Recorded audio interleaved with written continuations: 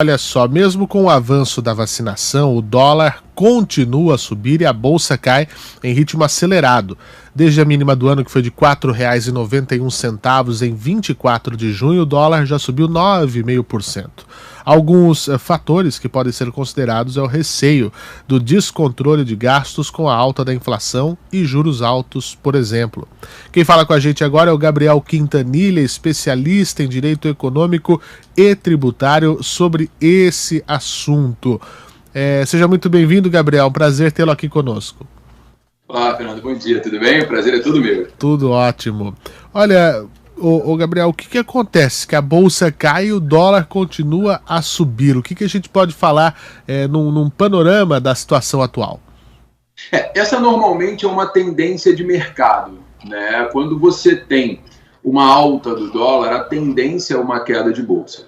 A oscilação do dólar é muito parecida com o próprio movimento do mercado de ações, porque efetivamente nós estamos falando de uma lei de oferta e demanda. Quando há uma oferta maior para o dólar, você tem um aumento na sua cotação frente ao real. Então, o que acontece? Quando você tem um mercado em que há riscos, como é o mercado brasileiro, que apesar da tendência de alta do PIB, que acabou de ser mostrada, nós temos ainda uma crise de confiança muito grande, com a crise política instalada. É mais interessante para o investidor retirar o seu dinheiro do Brasil e investir na moeda americana, que é uma moeda, sem sombra de dúvidas, mais forte. E é interessante que não se trata somente de investimento no setor produtivo que vai impactar no preço do dólar. A alta do dólar, ela se deve a todo tipo de investimento no Brasil. Então, é o investimento na bolsa, é o investimento no mercado produtivo, é todo e qualquer fluxo de moeda estrangeira que ingressa no Brasil. E no momento de crise, para o investidor estrangeiro, é mais interessante investir em economias que sejam consideradas mais seguras, com menores riscos políticos. O Brasil passa por um momento extremamente difícil, porque apesar da redução dos casos de Covid, da redução de mortes, do avanço da vacinação, nós temos riscos políticos enormes que vão se agravando próximos ao ano eleitoral. Então, o mercado internacional, ele deixa de fazer investimento no Brasil, passando a fazer investimento em países com maior segurança jurídica. E a pior crise que existe é a crise de confiança dentro da economia. Quando não há uma confiança na economia do país, é claro que o investimento se esvai. Então, nós estamos vivendo exatamente isso no Brasil. O investidor estrangeiro, ele prefere, em vez de investir no Brasil, onde ainda os juros estão baixos, ele prefere investir, por exemplo, nos Estados Unidos, onde o título da dívida pública certamente será pago. Aqui não se sabe quais serão as cenas do próximo capítulo da nossa economia. Portanto, há uma tendência de alta do dólar e baixa e queda na Bolsa de Valores, tendo em vista a lei da oferta e da demanda. Menos pessoas demandando na Bolsa, o preço cai, mais pessoas demandando pelo dólar, o preço sobe. Isso também nós podemos dizer, Gabriel, em relação à questão de competitividade, em relação à insegurança jurídica. Nós falamos agora há pouco aqui a respeito da medida provisória que deve facilitar aí a abertura de empresas, que foi sancionada agora há pouco, não é? Que era a MP 1040. Nós sofremos com isso também. Isso tudo atrapalha esse ambiente de insegurança institucional? Sem sombra de dúvidas, o ambiente de segurança institucional é o mais complexo para a economia. No momento em que nós temos um país onde abrir empresa é difícil, pagar tributos é complexo, a nossa reforma tributária ela não avança.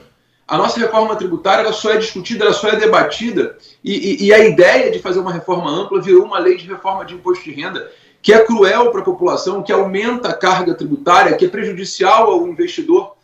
Então, esse cenário, ele faz com que o investidor ele tire o seu dinheiro do Brasil e leve o seu dinheiro para o exterior. É claro que isso vai impactar no dólar, mas o mais relevante é que a própria CPI, por exemplo, da Covid, ela está avançando. Já houve ordem de prisão, já há um avanço numa investigação de prevaricação sobre o presidente. E isso tudo efetivamente traz para o mercado uma notícia de que, olha, talvez não seja o momento de investir no Brasil.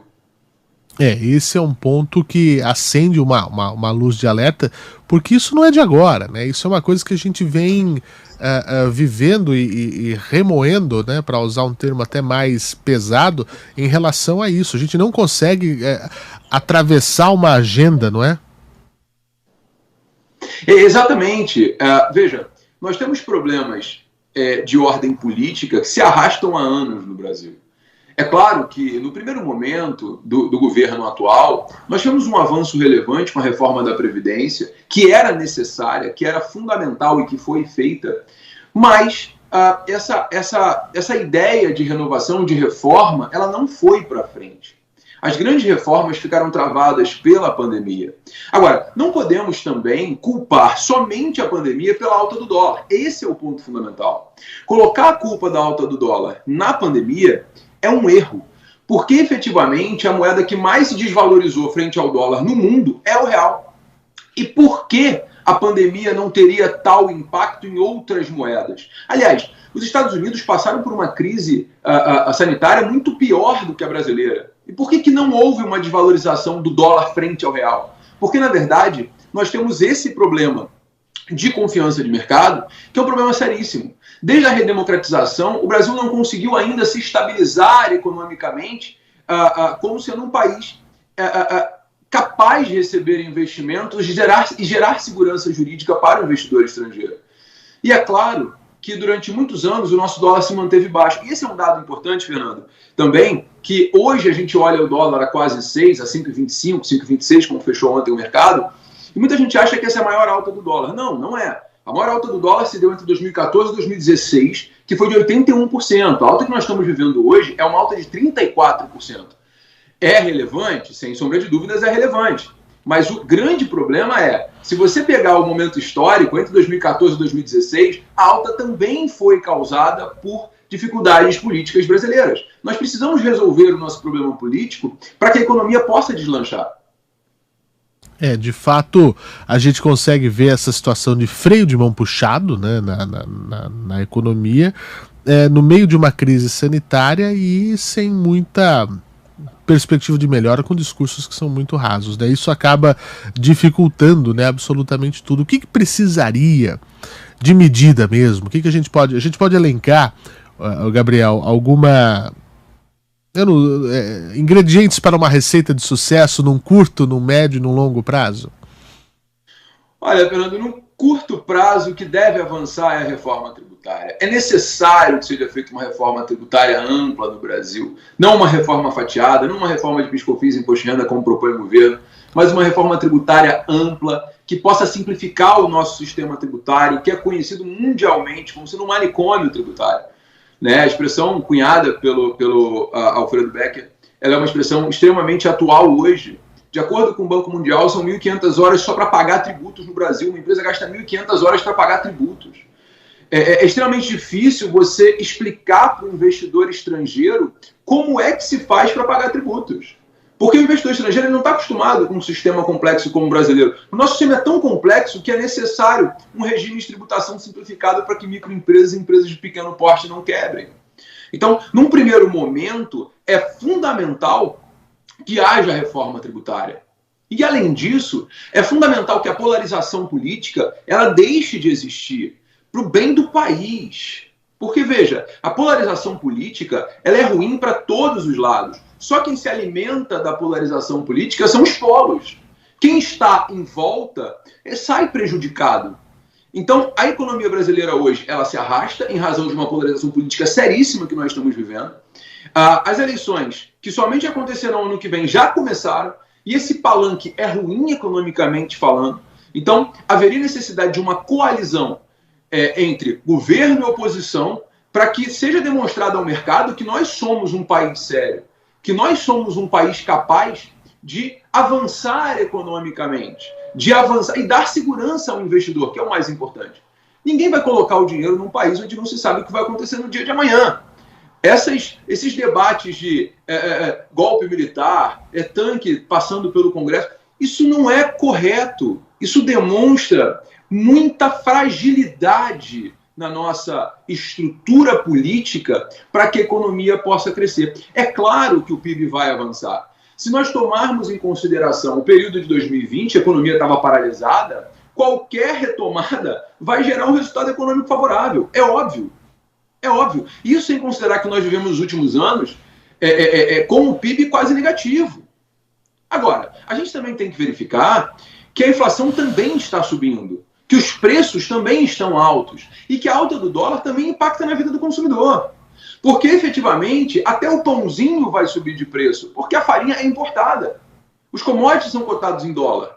É necessário que o governo demonstre ao mercado que há um ambiente de negócios favorável para que nós tenhamos um reequilíbrio da nossa economia. E isso a gente consegue estimar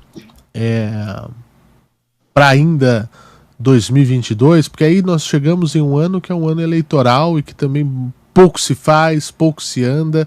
A gente fica patinando, né, nesses intervalos. E ainda temos um problema, Fernando, um problema seríssimo, que é o problema de crise energética. Sim. Né? Nós estamos caminhando para uma relevante crise energética no Brasil, um aumento de casos de Covid, que também é relevante em razão da variante Delta, que está entrando no país. A vacinação, pelo menos, está avançando, e efetivamente o ano de 2022 é um ano eleitoral que começou antecipadamente.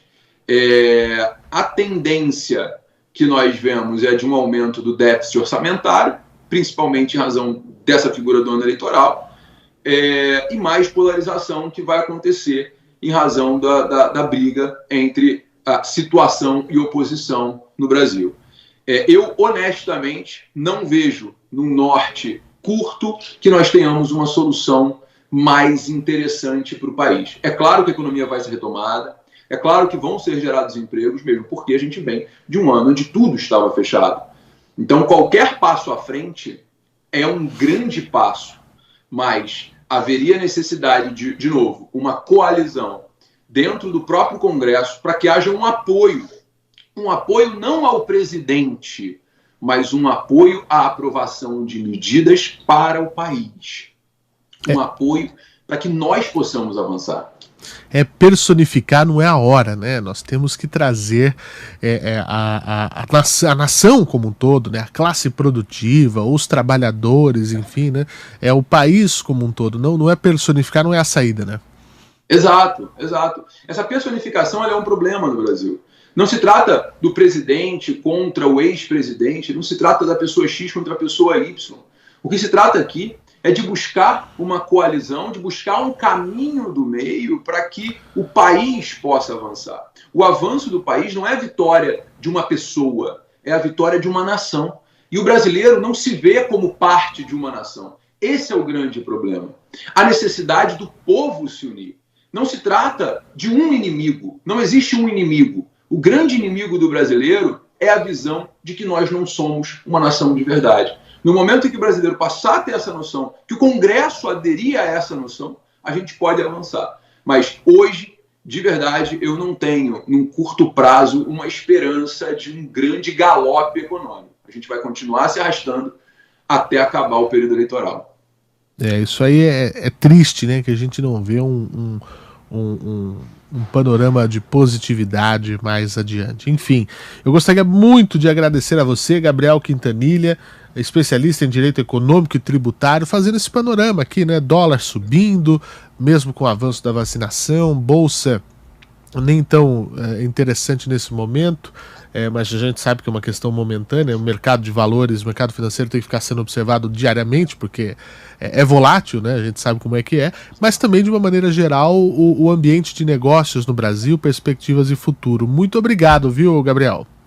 Eu que agradeço, Fernando. Foi um prazer enorme estar aqui com você e pode chamar que eu sempre estarei para somar e tentar fazer, enfim, trazer boas ideias para o Brasil avançar e crescer como país.